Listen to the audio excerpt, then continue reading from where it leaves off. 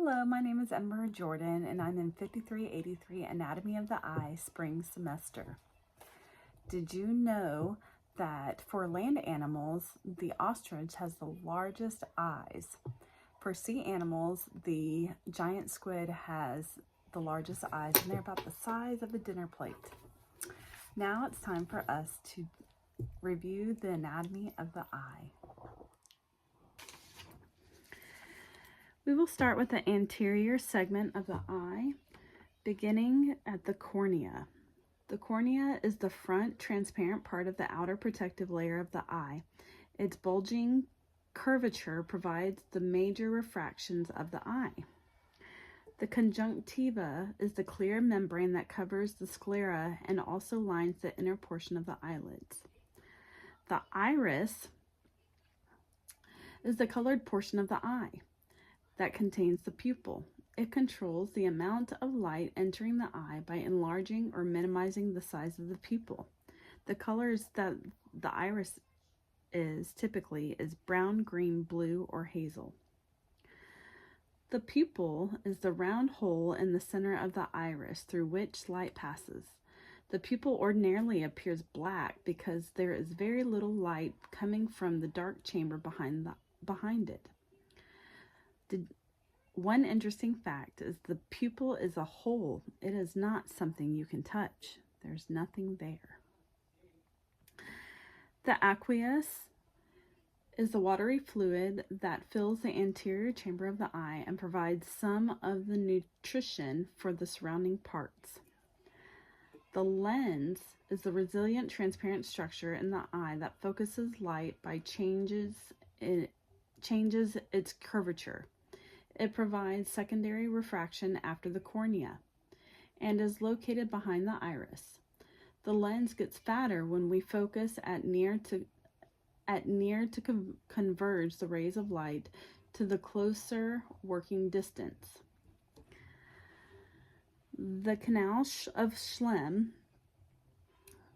Here, aqueous from the anterior chamber flows through the trabecular meshwork as it travels to the canal of Schlemm, which is a collection canal that delivers the aqueous to the venous system of the body.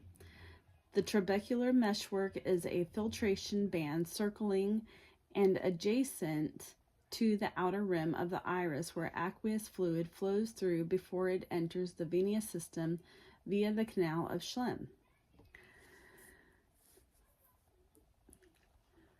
Ciliary muscles, or ciliary body, muscles that control focus of eyes by causing the lens to change shape. Suspensory ligaments are long, thin fibers which connect the crystalline lens to the ring of the ciliary muscles. The vitreous, or vitreous humor, is a clear jelly-like substance that fills the posterior segment of the eye behind the lens. And now entering the posterior segment. The optic nerve, which is here. The optic nerve is the bundle of fibers that carry vision-related impulses from the retina to the brain. The optic disc, which is this right here, is the head of the optic nerve where ganglion cell axons exit the eye. There are no photoreceptors at the optic disc. This is the anatomical blind spot of the eye. The macula, which is right here, is a small thinned out area of the retina consisting almost exclusively of cone photoreceptor cells, which provides high visual acuity. The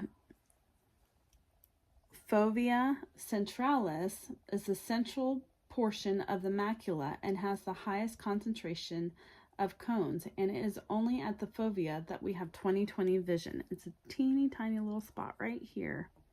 It's where the fovea is.